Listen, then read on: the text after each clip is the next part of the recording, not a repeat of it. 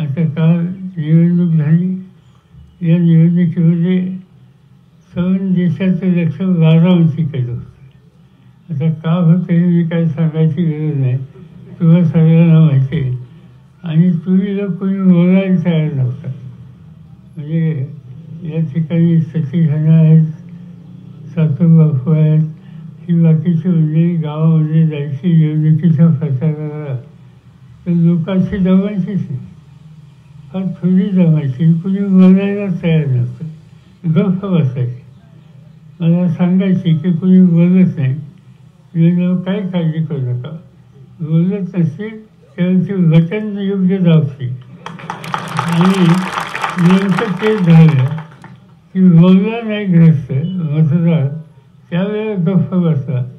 नको तो वाद घ्यायला नको असं त्याचं म्हणत असावं. पण मतशेती बोलायला काढल्याच्या नंतर काय चमत्कार करू शकतो. सिंचोफळ असो, पारदोली असो, गाजीखेड असो, याचं कुठलंही गाव असो, एकही गाव असं मागे राहिलेलं नाही.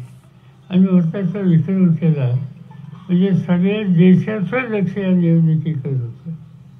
अमेरिकेमध्ये न्यूयॉर्क नावाचं मोठं गाव आहे. जगाचं एक प्रसिद्ध गाव आहे न्यूयॉर्क, तुम्ही ऐकलं असेल कदाचित. या न्यूयॉर्कमध्ये एक ठराविक भाग आहे आणि त्या ठिकाणी जगात काय चाललं आहे याची बोल लावली जातात. त्या न्यूयॉर्कच्या बोलमध्ये बारामतीच्या निवडणुकीची माहिती होती अमेरिकेत. म्हणजे तुम्ही कुठं जाऊन पोचला बघा.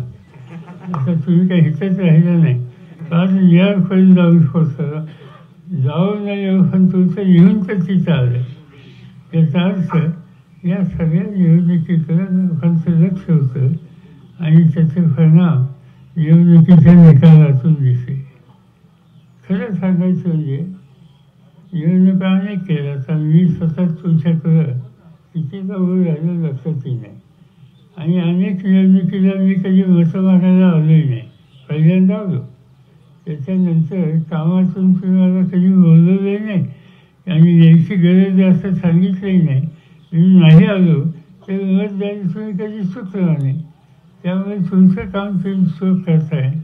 यावेळी परिस्थिती वेगळी होती, पण या वेगळ्या परिस्थितीसुद्धा चित्र बदललं.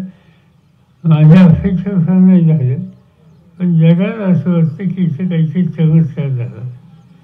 आज खऱ्या अर्थानं या निवडणुकीकडे लक्ष द्यायचं कारण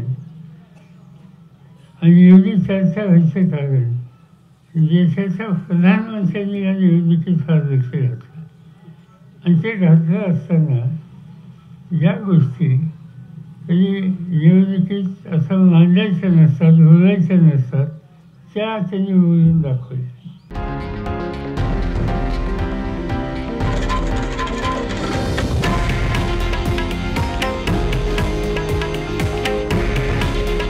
हे आहे देशातील नंबर 1 न्यूज नेटवर्क आणि आपण पाहत आहात TV9 मराठी. काळजी तुमची, हित महाराष्ट्राचं.